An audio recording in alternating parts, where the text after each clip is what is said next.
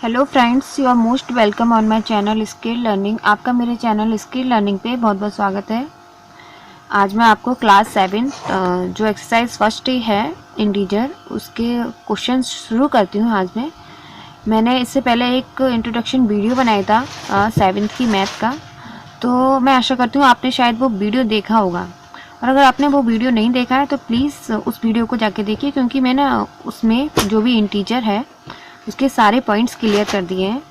और इधर मैं इस वीडियो में जो बचा हुआ मतलब एक्सरसाइज शुरू करने जा रही हूँ, उसमें मैंने आपको पूरा टोटली समझा दिया था कि इंटीजर आखिरकार है क्या और इसमें क्या कैसे पॉइंट्स लगते हैं। लेकिन मैं यहाँ पर आपको एक्सरसाइज क्लियर करने जा रही हूँ।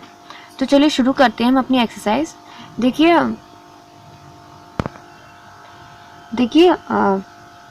मैंने आपको उस दिन इंटीजर की एक टेबल बताई थी, उसमें नेगेटिव इंटीजर, पॉजिटिव इंटीजर और जीरो होता है। इतना मैं आपको क्लियर कर दूं कि जीरो होता है वो हमेशा बीच में रहता है, और जीरो के राइट हैंड साइड पे हमेशा पॉजिटिव इंटीजर और लेफ्ट हैंड साइड पे हमेशा नेगेटिव इंटीजर ही रहता है। ठीक है, इतना क्लियर है। ये मैंने लास्ट वीडियो में भी आपको बता दिया था, बट मैं एक बार फिर से क्लियर कर दे रही हूँ। जीरो हमेशा मिड में रहता है, लेफ्ट हैंड साइड पे इसका नेगेटिव इंटीजर और राइट हैंड साइड पे हमेशा पॉजिटिव इंटीजर ही रहता है। ठीक है, अब देखिए क्वेश्चंस पे चलते हैं। देखते हैं कितना समझ में आता है आपको। द ग्रेटेस्ट नेगेटिव इंटीजर, सबसे बड़ा नेगेटिव इंटीजर कौन सा है? सबसे बड़ा नेगेटिव इंटीजर पूछा जा रहा है, क्या हो सकता है सबसे बड़ा नेगेटिव इंटीजर? हम यहाँ देखते हैं, ये जीरो है हमारा, इधर साइड में पॉजिटिव इंटीजर है और इधर साइड में नेगेटिव इंटीजर है। तो चलिए देखते हैं। जीरो के पीछे तो कम होता जाता है ना, जीरो से -1 थोड़ा कम है, उससे थोड़ा कम -2 है, उससे थोड़ा कम -3 है, उससे थोड़ा कम -4 है। आप देख रहे हैं जीरो से कम होता जा रहा है, थोड़ा कम, उससे ज़्यादा कम, उससे ज़्यादा कम, उससे ज़्यादा कम और आगे उससे भी कम हो जाएगा।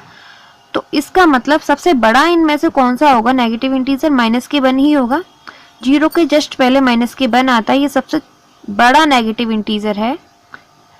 ये नेचुरल बात है, आपको पता भी होगी। और तो जीरो से जैसे हम पीछे जाते हैं तो धीरे धीरे करके डिजिट्स और कम होती जाती हैं, और तो हमारा सबसे बड़ा जो इंटीजर बैठता है वो -1 ही बैठता है। तो सबसे बड़ा नेगेटिव इंटीजर कौन सा होगा? -1। तो अब हम यहाँ पे क्या पुट करेंगे? -1। अब अगला क्वेश्चन है, zero is greater than every fill in the blanks integer. Zero हमेशा किस इंटीजर से बड़ा होता है? जीरो देखते हैं आप टेबल में फिर से, किस इंटीजर से जीरो बड़ा।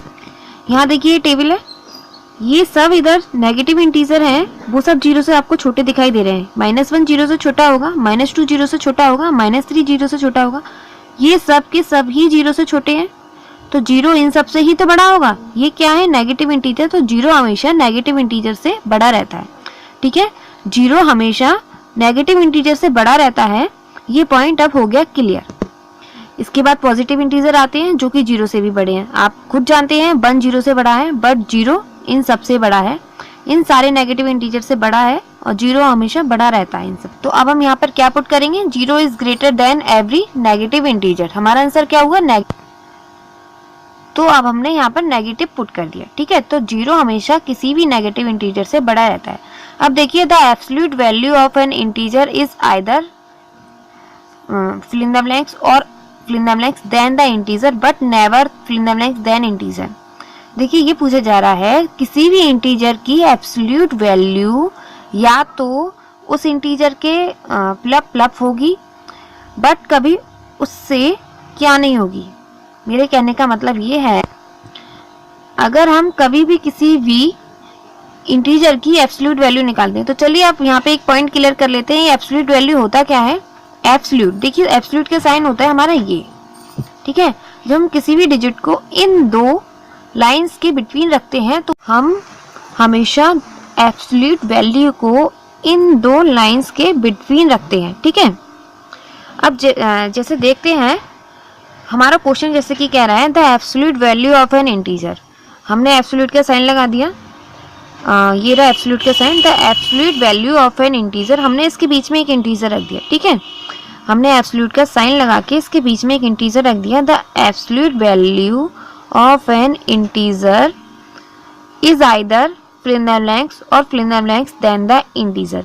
अब देखिए ये कॉन्सेप्ट आपका शायद क्लियर होगा। कोई भी चीज़ अगर एब्सोल्यूट में लिखी हुई है तो वो बाहर आकर हमेशा प्लस में हो जाती है। अगर हम यहाँ पर एब्सोल्यूट के अंदर लिख दें -1 तो वो बाहर आकर हो जाएगा हमारा +1। अगर हम -2 लिखेंगे तो बाहर आकर हो जाएगा +2। ऐसी अगर हम एब्सोल्यूट के अंदर -3 लिखते हैं तो वो बाहर आकर हमारा हो जाता है +3। अगर एब्सोल्यूट के अंदर हमारा ऑलरेडी पॉजिटिव साइन है, जैसे कि 3 है हमारा अगर एब्सोल्यूट के अंदर, तो वो बाहर आकर ही पॉजिटिव ही रहेगा।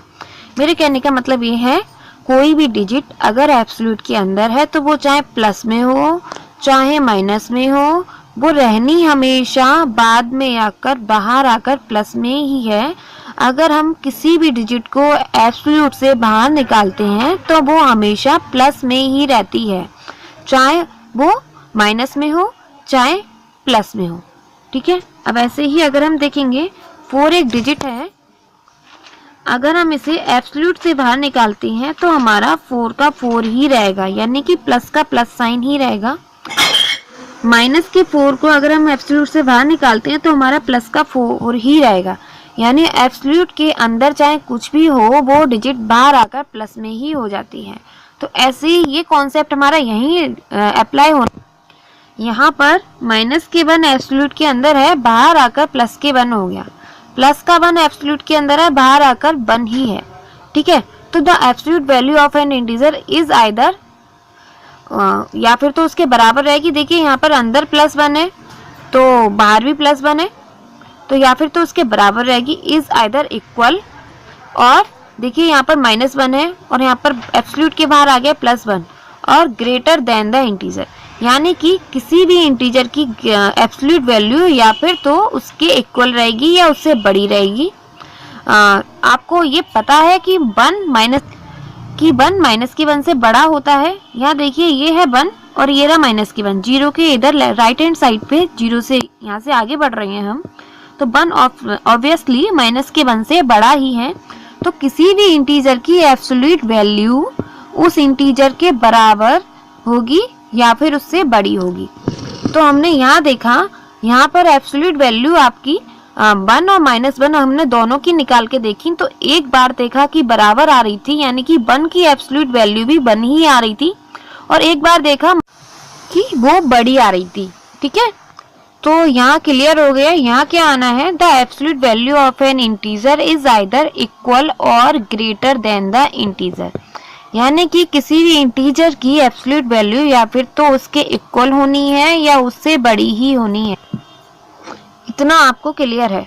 अब देखिए आगे क्या कह रहा है question, but never fill in the blanks the integer, but never fill in the blanks than integer, लेकिन कभी इंटीजर से छोटी नहीं होनी है। ठीक है।